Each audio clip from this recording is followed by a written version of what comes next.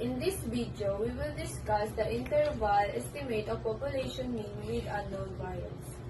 In this population, standard deviation is unknown and the sample size is small. Use the formula when the population mean variance is unknown and the sample n is less than 30.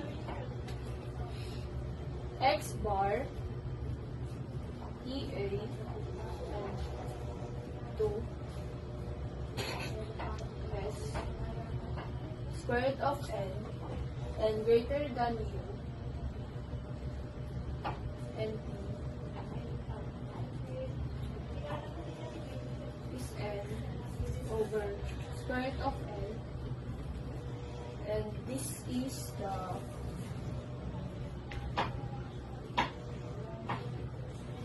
the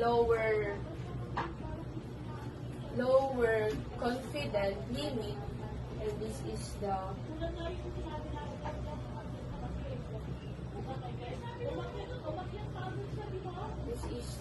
upper confident limit. There you go. To find the margin of error, we use the formula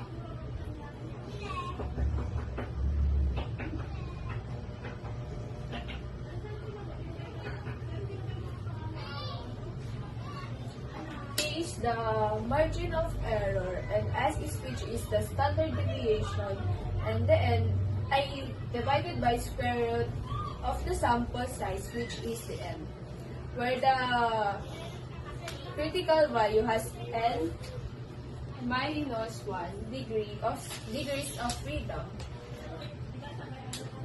dA minus 2 has n degree of freedom. Remember that we will use the degree of freedom is n minus 1. And similar contains, so our x is 10.5. Our similar contains are the 10.5 liters and the 0.352 respectively, to find a 95% confident interval for actual mean content. Assumes that contents are approximately normally distributed. Our S is 0. And our N is 10.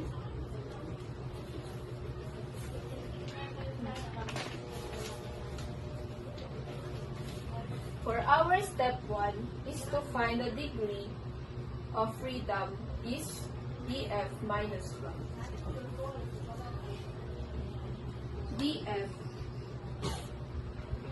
n minus 1. Our content of sample, so df is 10 minus 1.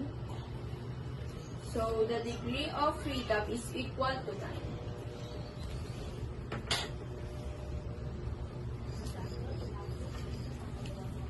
For our step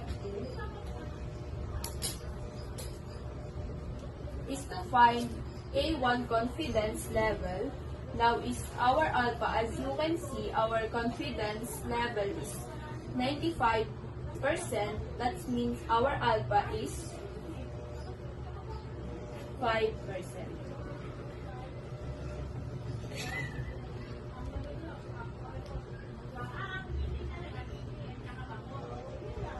We can convert to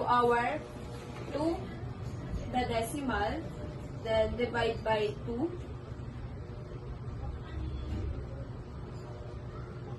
0.025. So this is our alpha 2, which is equals to 0.025.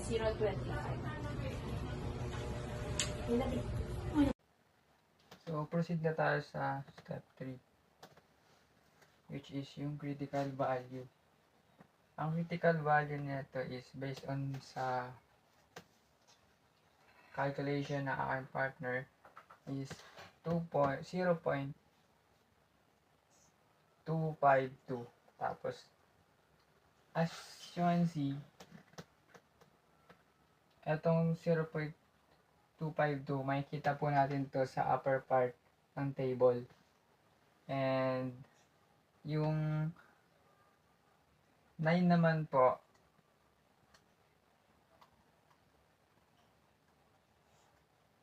makikita sa left side ng table. So, kapag pinag-connect po natin silang dalawa, makukuha po natin dun sa table is etong 2.262. So, pag nakuha po natin yung critical value, proceed na po tayo sa margin of error. So, margin of error equals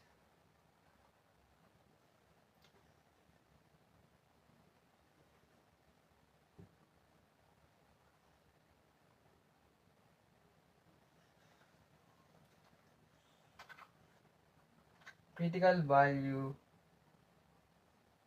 times S divided to square root of N.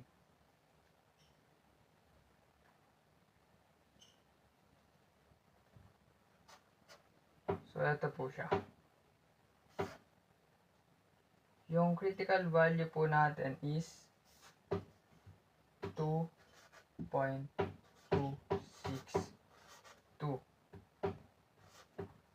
Ita times po natin siya sa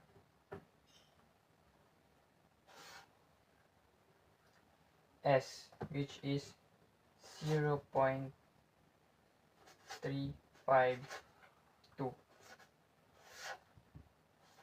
After po nyan, i-divide naman po natin siya sa square root ng 10.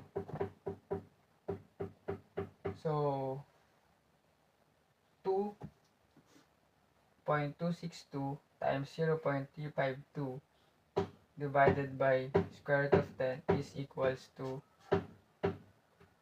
0.25.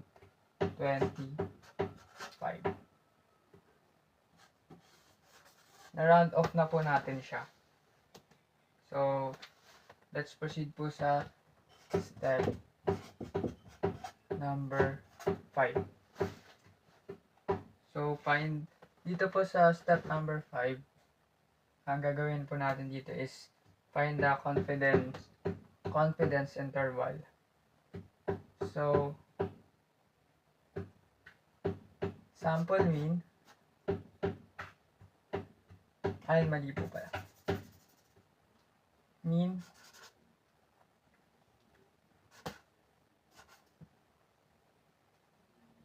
sample mean minus E. Sample mean plus E. So,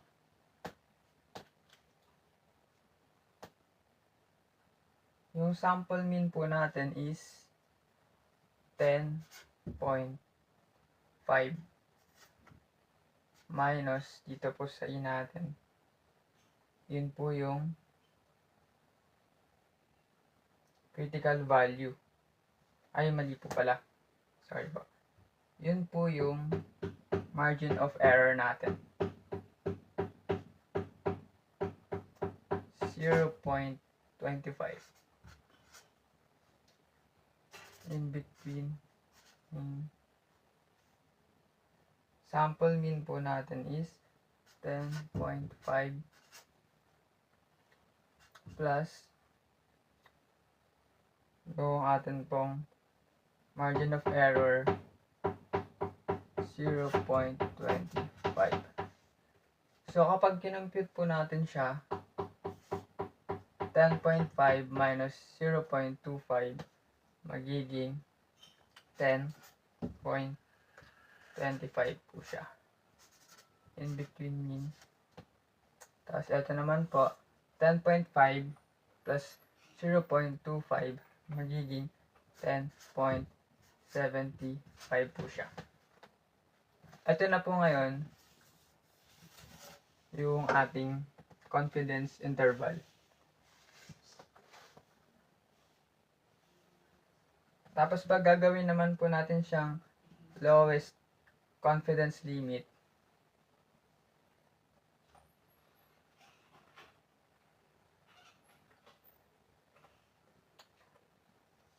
lowest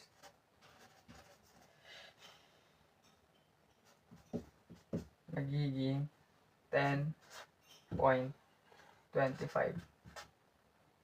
Pag upper naman po, let's say upper,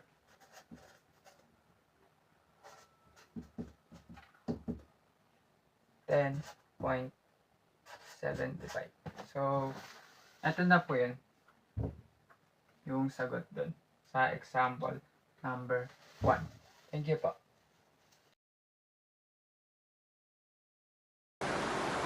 So this is the example number 2, the interval estimated of population mean with unknown variance. The following are randomly selected scores in Filipino test of 12 grade 10 students. The given is 75, 65, 76, 80, 85, 77, 81, 83, 80, 70, 71, 69. Our objective is find a 99% confidence of interval for the mean score of all grade 10 students.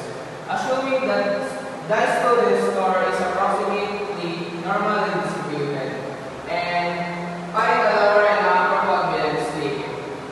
So this is the table of interval estimate population mean with unknown variance. So the first table is student, which is the number of student, and S, which is the given.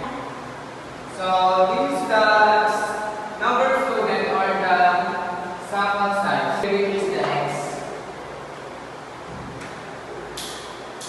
So first is 75, 65, 70, 76, 80, 85, 77, 81, 83, 80, 70, 71, and 69. So this is the X are the given, and once we get the summation of X, to get this summation of X, we must do add this all. So the answer is 912. So in the third column, we must do this formula, which is the summation of X, which is 912, and the sample size 12. And we divide this two, which is the answer is 76. So in the third column, we copy this and histogram in 76. 75 minus 76 is equal to negative 1. 65 minus 76 is equal to negative 11. 76 minus 76 is equal to 0. 80 minus 76 is equal to 4. 85 minus 76 is equal to 9.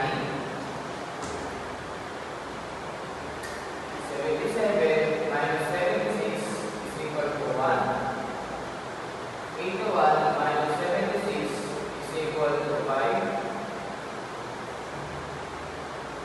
83 minus 76 is equal to 7. 80 minus 76 is equal to 4. 70 minus 76 is equal to negative 6. 71 minus 76 is equal to negative 5. And 69 minus 76 is equal to negative 7.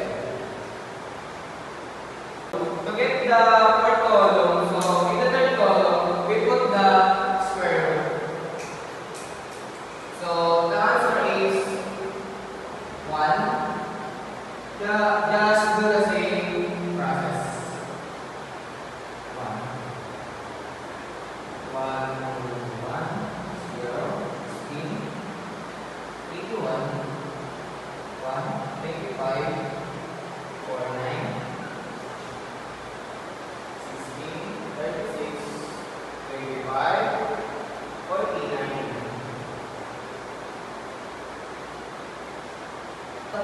So in the first column, to get the summation of in the first column, just do the same thing in the second column and add them all.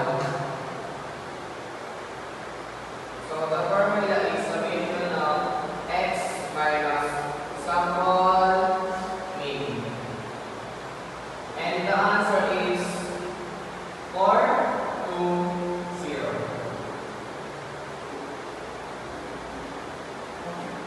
Next is to get the sample variant, we get the summation of the first column and the number of students and minus 1. So 420 minus 1. So approximately that. So the answer is approximately 36.18. And to get the standard deviation, we get again the summation of the first column and the number of student and minus 1. So square root summation of first column and the number of student and minus 1. So the given is the answer is approximately 6.18.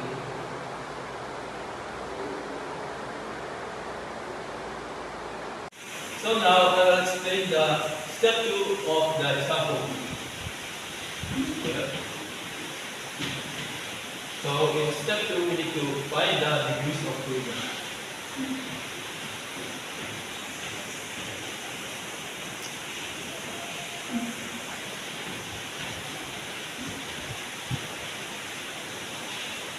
So our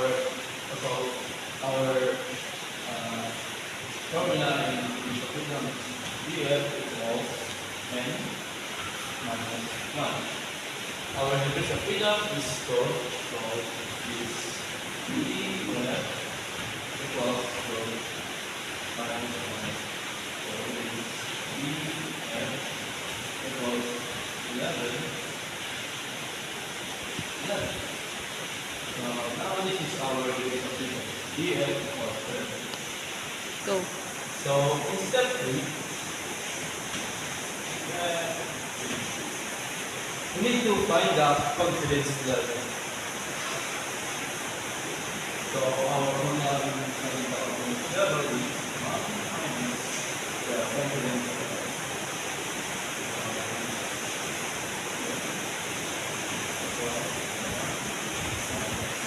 99%.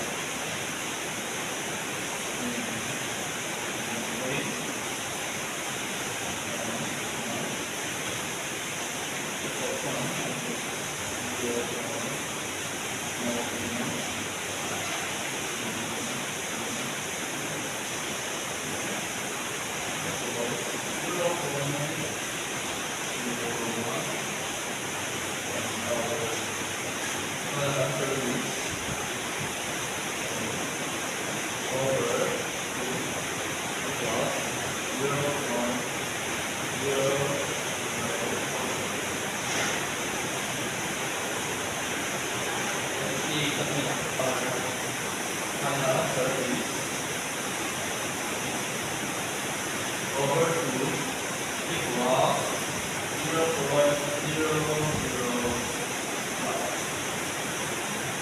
Now this is our confidence level. That's how we do the step 3. So for step 4,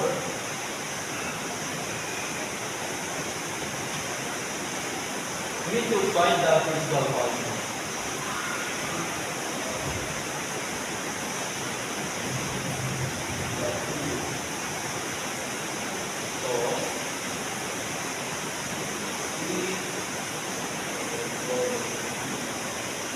So we need to use the table of three critical values to, and we need to look in the degrees of freedom, which our freedom is here, about 11, and our confidence level is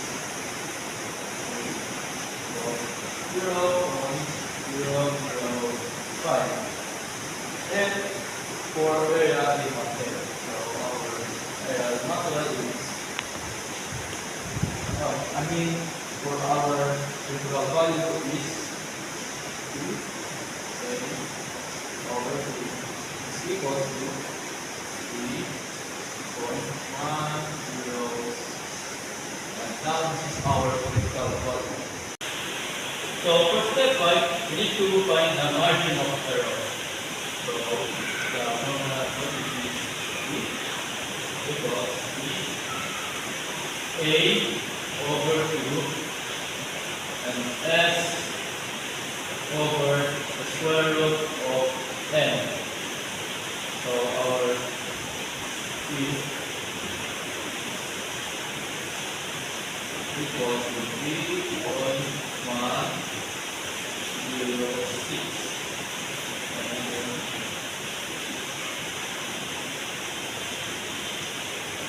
6.80 over the square root of 12.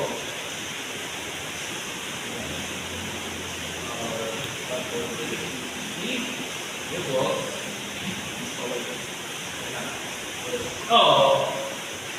so now our answer is E is equals to 5.54. And now this is our margin of error. So now it's time for step 6. So in step 6, we need to find the confidence interval along with the lower and upper confidence minus margin of error less than the population mean less than sample mean and plus the margin of error. So 76 minus 5.64 less than the population mean less than 76 plus 5.54. So now our confidence limit is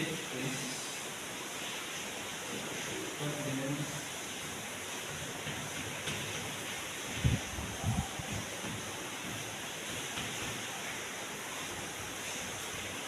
limit is equal to 70.46 less than our population. And now our lower confidence limit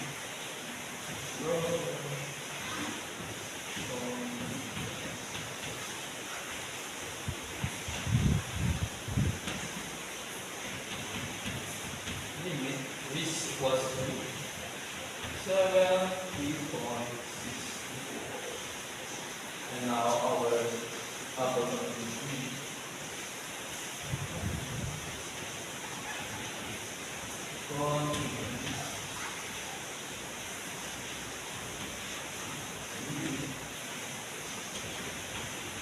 is equal to 81.54.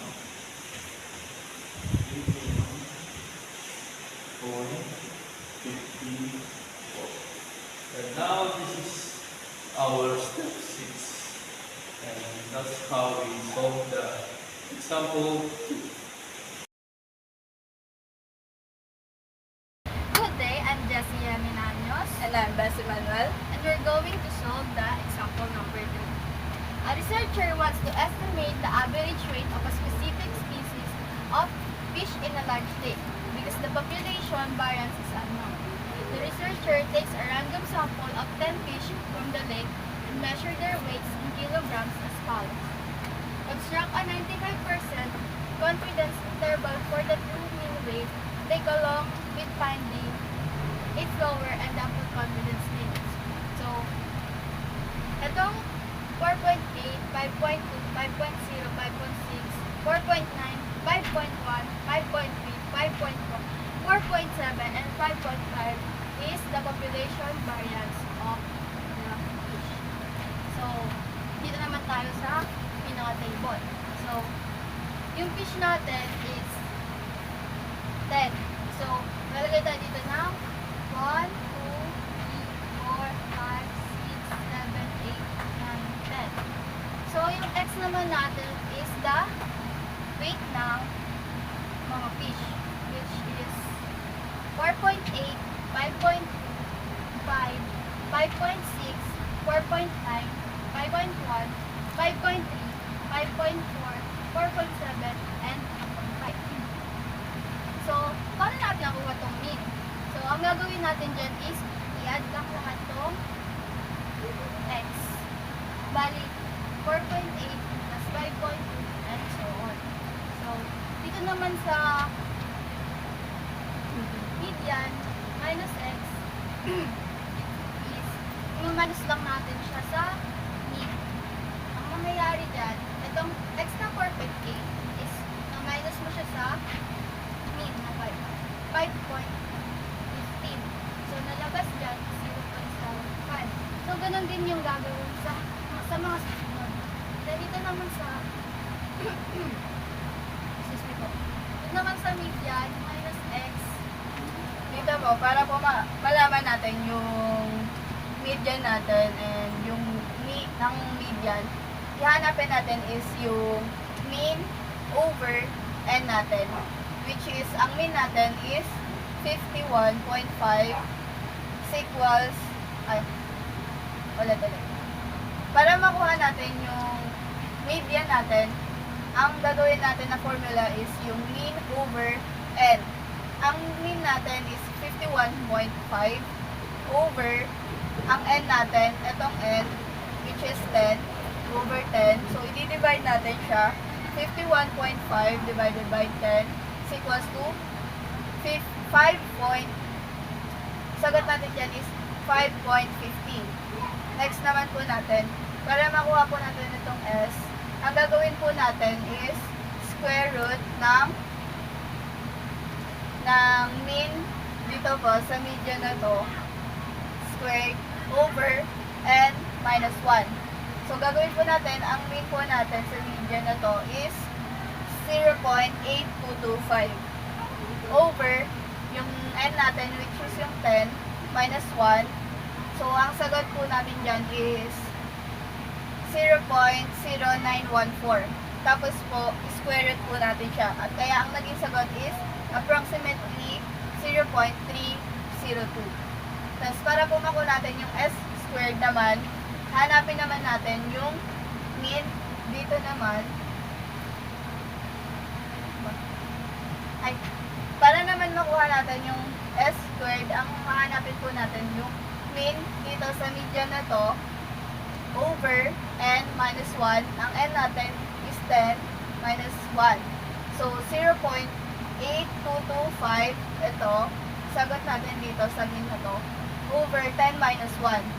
So, 0.8225 divided by 9, which is, ang sagot natin is approximately 0.0914.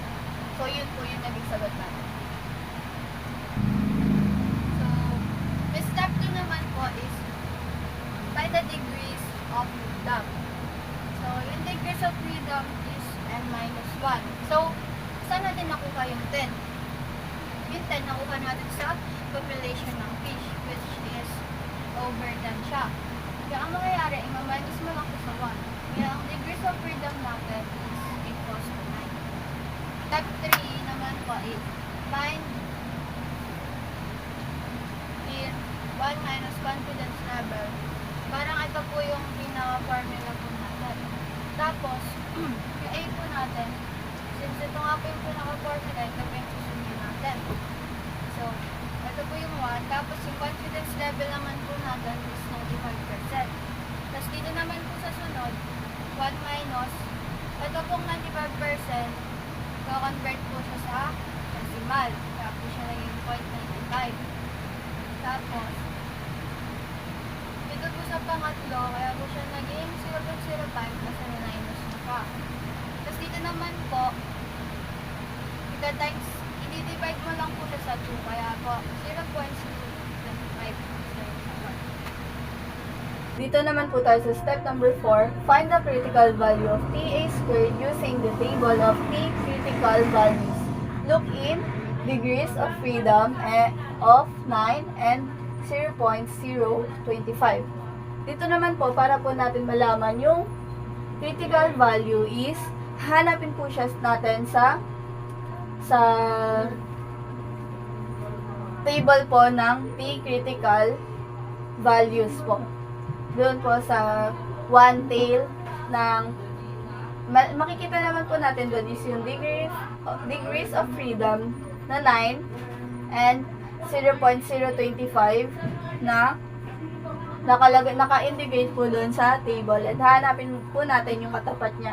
Kaya po ang naging answer po natin sa TA over 2 is equals to 2.262. Ayan po yung answer po natin. Ang step 5 naman po is yung find the margin of error E. So, para po natin makuha yung error E, ito yung formula na gamitin po natin. Itong E is equals to P A over 2, tapos S is equals to square root of N. So, para po natin makuha is, ilalagay po natin yung mga ano nila. So, magiging E is equals to yung T A over 2 natin, which is ito. So, 2.262 multiplied by yung S natin, which is yung 0.302 over the square root of N natin, which is yung 10. So, ang magiging sagot po dyan is error E is equals to 0.216. So, yun po. Tapos, ang last step naman po natin is find the confidence interval along with the lower and upper confidence limit. And ang formula naman po na gagamitin natin is yung median minus error E. Ito yung error E natin. Greater than population mean greater than median plus error E. So, i-distribute na po natin. So, ang median po natin is 5.15 minus 0.216 greater than population mean greater than 5.15 plus 0.216. So, pagkatapos po nun, i-identify po natin yung confidence limit natin.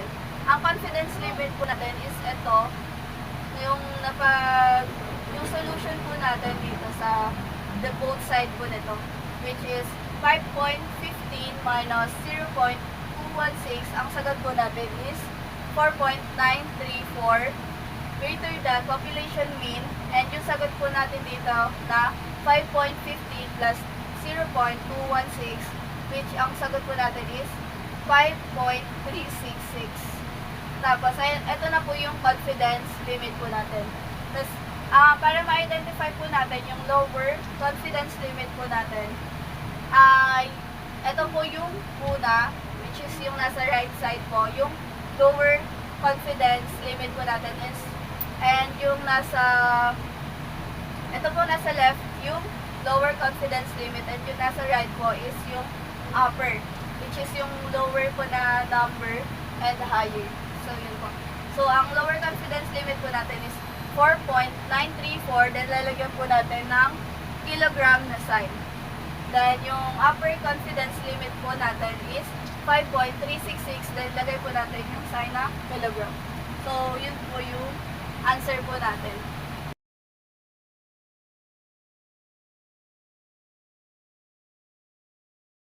For Stats Pro, we have here the confidence interval for the difference between two population units.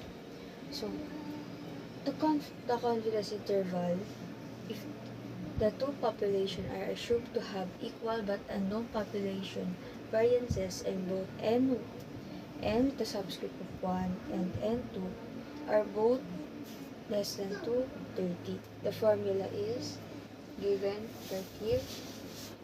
So for SP,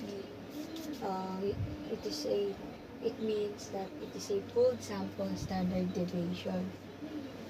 So the confidence interval can be written as the following. So where x1 is the first mean of the first independent random sample, x2 is the second independent random sample, t equals to is a t-value with degrees of freedom of n1 plus n2 minus 2. At 1 and a over 2 is the 100% confidence level. And N1 is the sample size of the population 1 and N2 is the sample size of population 2. So here, S1 is the sample standard for the first random sample and S2 is the sample standard for second random sample. So next is the mean of population 1 and mean of population 2. The margin error are equals to the t-value of degrees of freedom, pooled sample standard deviation, square root of 1 over sample size of population 1 and plus 1 over population of 2. When we have here the lower confidence limit and the upper confidence limit. So, paano natin siya ma-differentiate? So, dito, mapapansin naman natin sa sign, once minus sign or negative, ang nakalagay, it is considered as a lower confidence limit. Pagka plus naman, positive, it is the upper confidence limit. We have here example 4. A group of 15 students was taught using a new method of teaching math. A second group of 12 students was taught using a traditional method of teaching math. At the end of the grading period, the same examination was given to each group. The 15 students who were taught using the new method made an average of 88 with a standard deviation of 8. The 12 students who were taught using the traditional method made an average of 80 with a standard deviation of 5. Find a 95% confidence interval for the difference between the population means. Assume that the population is approximately normally distributed with equal variance. So for step 1, we will going to write the given information. So N1 and then 2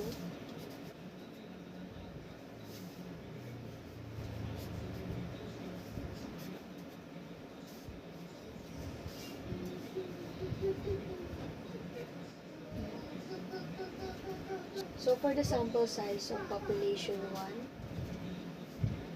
will be going to be 15 and the other 15 students. So that is our population 1.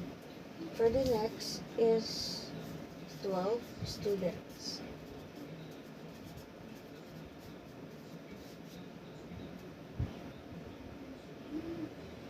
So for our first independent random sample, we will going to get the average of the standard deviation. So the population 1 got 88 and the population 2 got 80. So for the first random sample of population 1 will be 8 and the population 2 is 5. Step 2. Let's find the degrees of freedom.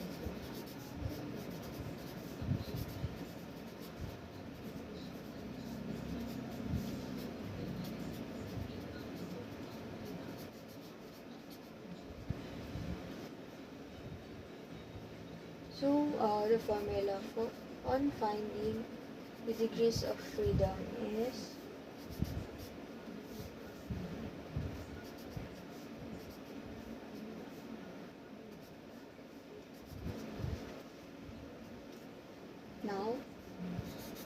Let's copy. 40. So for the degrees of freedom, we will now going to compute. So 15 plus 12 is 27, minus 2 is 25. So our degrees of freedom is 25.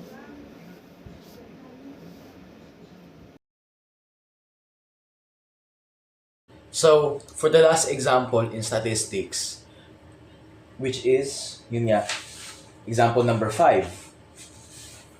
And example number 5 states, ito, a teacher wants to compare the average test scores of two different teaching methods for an examination test. To do this, the teacher selects two independent random samples of students' test scores who were taught using each method. Now, makikita natin, given yung pinaka-data talaga, sample data ng each population. Whereas ito, makikita natin, population 1, ito yung mga given, and then population 2, which is ito. Now, construct a 95% confidence interval for the difference between the two population mean, assuming that the population is approximately normally distributed with equal variances. Now, unlike example number 4, which is given na yung pinaka-sample mean and then yung sample standard deviation ng respective population ng dalawa, dito, mano-mano natin gagawin. Paano natin magagawa yun? So, paano yun nga, sa example 2 and 3 ng ni-present na mga groupmates ko, gagawa ko ng table. Which in this case, naka-prepared na ako. So, in this one, population 2 natin, nilist down ko muna sa first column yung how many students, which is 10 sa first population. And then, sa second column, nilist down ko yung sample data nila, yung mga scores. Assuming nga yung total score ng examination is 100, ito yung scores nila. And then, next, sa second column na yun, since nakuha mo na lahat ng sample nila, hanapin mo na yung summation of all, which is kapag ni-construct ko na to, if nano ko sa calculation, is 837. Now, para tayo mahanap yung sample mean naman. Siyempre, that's our step 1. Find the sample mean. Since we know that the formula for sample mean is this one. The summation of all the sample data divided by the sample size. Which we know sa population 1, hindi population 2. Yung sample size ng population 1 is 10. And then yung summation ng sample data niya is 137. Therefore, 837 divided by 10 is 883.7. And that will be our sample mean of population 1. Kasi may mga respective sample mean sila and sample standard deviation. Kaya huwag natin ipaghalo to. And the next, yun nga, for the third column, dapat i-minus natin yung each respective sample data with the sample mean. So, x minus x bar. So, ito na yung mga naging kinalabasan. And then, for the fourth column, i-square lang natin lahat yan. Now, napapansin nyo, in the fourth column, lahat ng nag-square, positive. And nakikita natin dito, may mga negatives positive. Paano kaya yun? Eh, di ba nga, sabi natin, sa arithmetic rules, if we multiply a positive to a positive, positive kinalabasan. If we multiply a negative to a negative, positive pa rin kinalabasan. So, kahit may mga negative or positive pa rin dito, dapat yung magiging final answer mo, positive lagi. If nagkaroon ng negative dyan, may mali ka na agad. So yun na, ni-square ko na lahat ng nagiging kalalabasan dito. Para, let's say 32.49, 2.89, so on and so forth. And then, after na-square mo na lahat yan, hanapin mo na summation nilang lahat. Which is, kapag ni-calculate ko, 136.1. Now, meron tayong one step closer to the sample standard deviation ng population 1. Which is, we know, if you want to find the sample standard deviation ng isang population, ito yung formula. The summation ng fourth column, yung kanina sinabi ko, divided by n, which is the sample size, minus 1.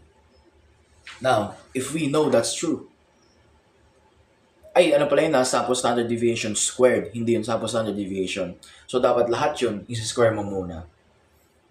So, nakuha natin summation nga, di ba? 136.1 all over 9. Bakit 9? Di ba nga alam natin, yung pinaka sample data, sample size ng population is 10, minus 1 lang natin yun, which is 9. So, 136.1 divided by 9, which nakalculate ko approximately parang around 15.122. And then, if we square that, magiging approximately 3.89. So, yun yung pinaka-value. Yun yung sample mean and sample standard deviation ng population 1. Next naman, population 2. Ganun lang din sa population 1. Gawa ka lang ng table, and then gawa ka lang ng sample mean and sample standard deviation. Nakuha mo 3.16, and then yung sample mean is 80. Now, nakita ko sa print, late na kasi namin nakita, may parang typo error ata dito, if I'm not mistaken. Nakasulat ata dito 5, pero dapat 0 yun. Sorry, nagkamali ka ata kami na nun. Ito dapat yung pinaka real value nila. Bro, let's move on. Ito na yung population 2, and this is population 1. Now, since nakuha na natin yung pinaka respective sample mean and then sample standard deviation, write down natin as a recap para di natin makalimutan. So, for the population 1, yung sample size nga is 10. And then sample mean is, we know, is 83.7. 83.7. And our sample standard deviation is 3.89. 3.89. And then next up, so population 2, Pop 2, we know yung sample size is 12, and then sample mean is 80, and then yung sample standard deviation is 3.16. Now, on to the next step na, which is yung next step, hinahanap natin yung degrees of freedom nila. So, how can we find that? So, unlike sa example 1 to 3 namin sa video, alam natin yung pinaka-formula ng degrees of freedom is sample size minus 1. Napapansin mo dito, sa example 5, may dalawang sample kasi. 10 and 12. So, nagtataka ka, ano yung susundan natin? Which is, hindi natin gagawin. Hindi n-1. May panibagong nasa degrees of freedom. Since we know dalawa na yung sample, yung bago nating parang degrees of freedom is magiging sample size ng first population plus the sample size of the second population minus 2. Parang sinasabi mo lang yung degrees of freedom of each population pinagsama. Kaya naging minus 2 yun sa bandang huli. So, calculate lang natin yun. Wait lang, kuha lang ako scratch.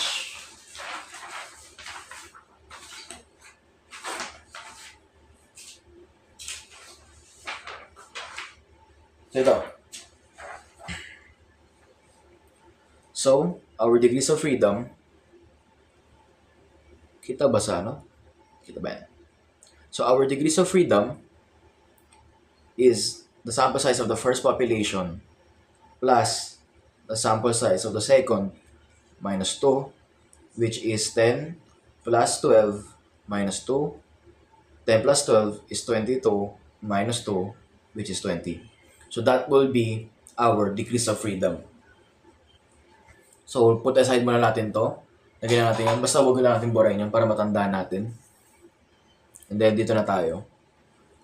Next step, hahanapin naman yung alpha, the T critical value ng alpha. Paano natin mahanap yung alpha muna?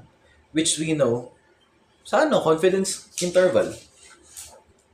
Di ba given sa pinaka-example natin, 95%. So para ma-simplify natin, yung alpha is just the remaining percentage ng yung natitira doon. Which we know, di ba nga sa example, 95%. So, ano ba natitira? 5%. If we convert 5% into a decimal, 0.05 na yun. So, that would be our alpha. Eh, di ba nga, hanapin natin dapat alpha over 2. Ibig sabihin nun, 0.05 divided by 2. So, divide lang natin to by 2, which is kinalabasan is 0.025. So, that will be our alpha over 2. Next naman, yung pinaka medyo mahirap gawin, pero madali lang naman. Hanapin mo yung T critical value nila, which is with respect to the degrees of freedom and yung alpha value. With respect to degrees of freedom and the alpha value. So, maglalagay akong table dito ngayon, 3, 2, 1. So, makikita mo, parang hinighlight ko with respect to the degrees of freedom and then yung alpha. Makikita mo sa binang kaliwa, ni-highlight ko, degrees of freedom is 20. And then, yung alpha natin is yun nga, 0.025. Makikita natin sa one tail yun. Ba't natin sinabi one tail ginamit? Kasi nga, difference of two population to. And then, ko sila, intersect ko, makikita natin, yung pinaka-value nila is 2.086.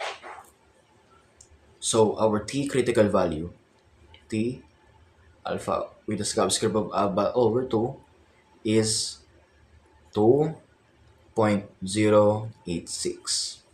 Now, next step naman, SP, which we know sa example 4 ni Bessie and JCME, our formula is this one.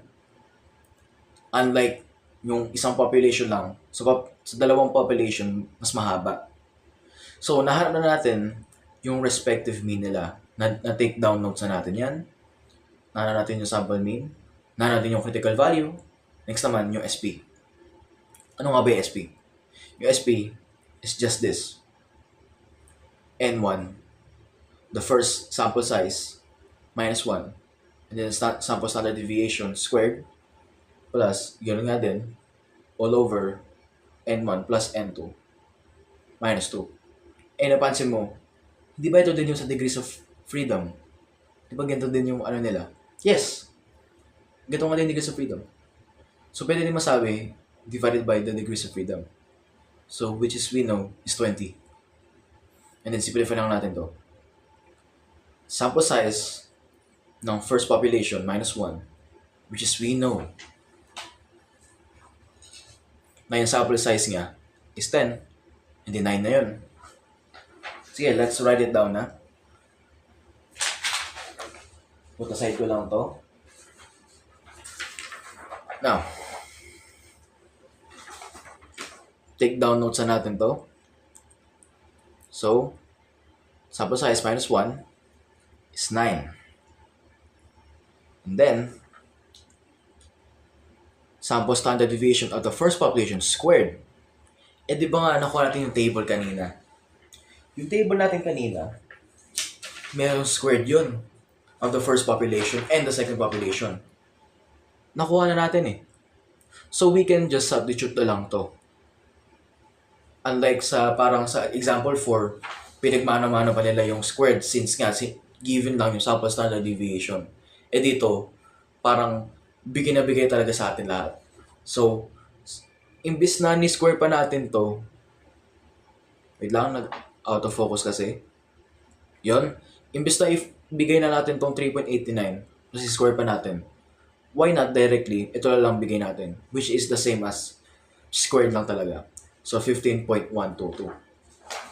So, yun nga, multiplied by 15.122, 15.122 plus the sample size of the second minus 1, which is 12. Makita natin dito, 12 minus 1, which is 11. And then, yun nga din, yung squared ng sample standard deviation of the second population, which is we know is 10. Is 10. Now, times 10. Divided by the degrees of freedom o yung parang degrees of freedom, which is 20. Tandaan mo, may square lahat yan. The square root. Now, ang napansin ko din, may isa pa akong napansin dyan. 9 times 15.122 plus 11 times 10. Imbis na maghirap-hirap ka pa dyan, mano-mano mo gawin, tignan mo lang yung table na ginawa mo. Napansin mo ba? If, let's say sa first population, di ba nga 15.122 times 9, di ba parang yun na din yung with respect, yung parang reverse formulation nito, which is 15.122 and then 9. If we multiply these both, ito yung magiging kinalabasan nila. Since yun nga, 136.1 divided by 9 is 15.122. Di ba nga sinabi natin, in terms of arithmetic properties, multiplication and division, they go hand in hand para magkakaano lang yun, kabaliktaran. As the same with addition and subtraction. So, substitute na lang natin yung pinaka ito, which is yung summation nila. Summation lang talaga. So, imbis na mano-mano mong gawin, why not substitute mo na lang? So, that will be 136.1 plus 11 times 10, simple as 110 all over 20. Now, if we simplify this,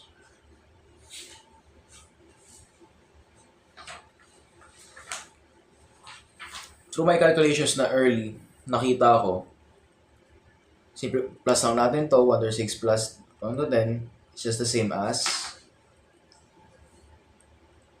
200 and, tama ba? 1 plus 1 is 2, 4. Yeah, 246 over 1 over 20. So, square na lang natin yan. So, makikita ko dyan, which is the square root of 12.305. And our SP would be approximately, hindi pala equal, sorry. Kasi square root to, mahirap talaga yun eh. So, approximately 3.508. Kapag nilagyan sa calculator, ito yung magiging value. Kinuha ko lang yung ano nila. So, that would be 3.508. Kita ba sa screen? So, that would be our SP. And then, next step naman, after that, hanapin natin yung margin of error. Pero what nga ba yung margin of error? It's just simple as yung pangkalahatan. Since ito yung margin of error natin, which represents as E. So, E is equals to the T critical value times SP multiplied by the square root of 1 over sample size data plus 1 over the sample size data. Ganun. So, yan ang E natin. So, parang sinasabi natin, ito lang yun, yung pinaka-formula. Pero ni-compress lang natin ito E para mas malinis tignan. So, that would be E. Kasi gusto ganon. Substitute na natin lahat ng value na nakuha natin. Which is yung ito, we know is 2.086. Then our SP is, nasa na ba yun? Is 3.508. And then calculate na natin to. Now,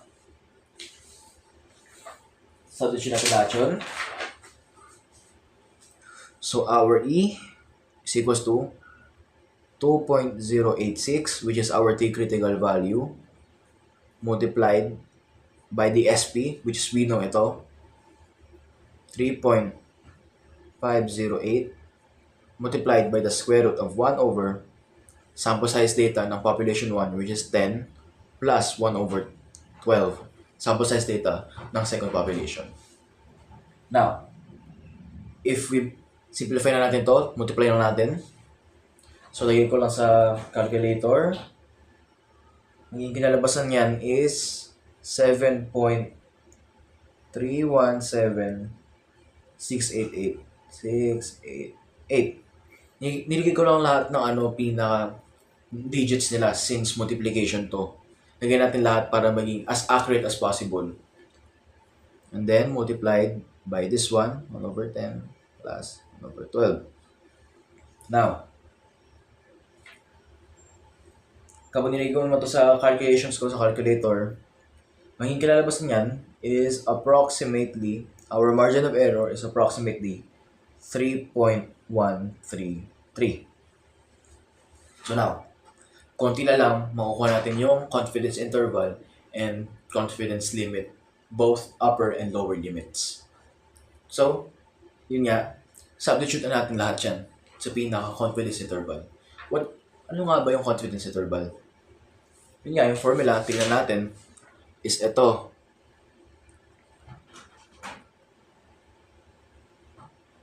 Sample mean ng first population minus sample mean ng second population minus margin of error is in between ito, sinonglet, pero plus. So, simplify na natin yung lahat para di tayo mahirapan. So, nakita natin ganito yung una, di ba?